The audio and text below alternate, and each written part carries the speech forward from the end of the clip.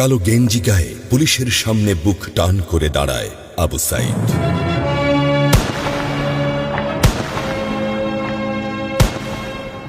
Police তাকে রক্ষা করার বদলে গুলি করে।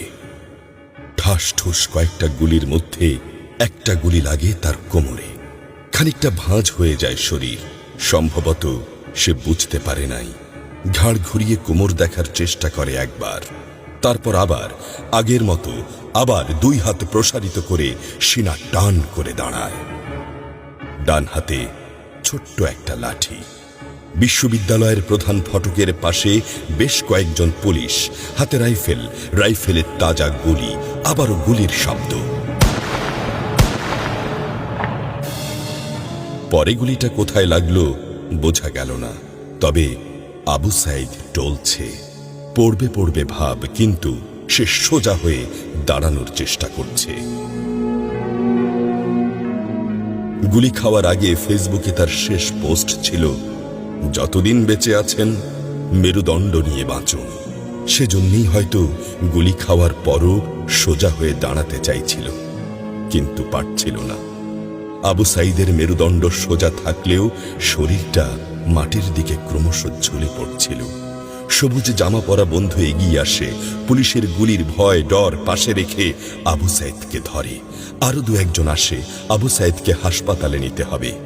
আবু সাইদ হাঁটতে পারছে না, শরীর ছেড়ে দিচ্ছে। 4-5 জন হাত পা ধরে শূন্যে তোলে।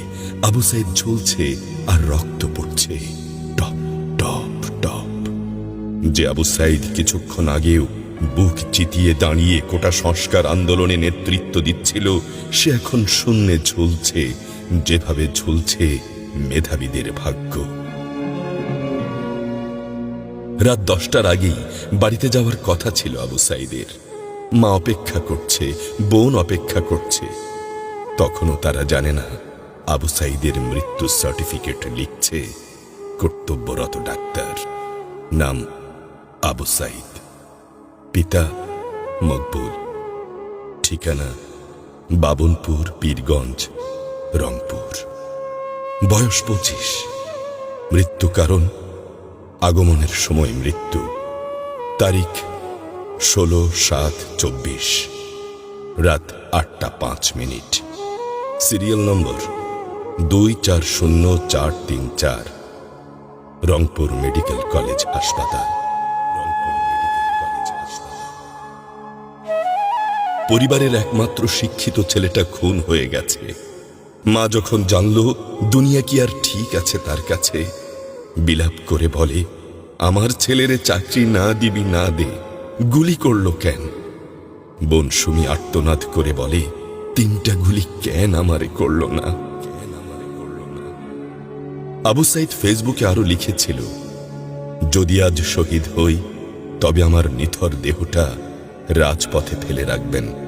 ছাত্র সমাজ যখন বিজয় মিছিল নিয়ে ঘরে ফিরবে, তখন আমাকেও বিজয়ী ঘোষণা করে দাফন করবেন। একজন পরাজিতের লাশ কখনো তার মা বাবা গ্রহণ করবে না।